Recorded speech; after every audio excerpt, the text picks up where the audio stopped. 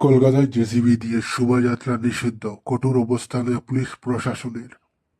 কলকাতায় ক্রমশ আইন শৃঙ্খলা পরিস্থিতির অবনতির পরিপ্রেক্ষিতে গুরুত্বপূর্ণ পদক্ষেপ গ্রহণ করেছে প্রশাসন।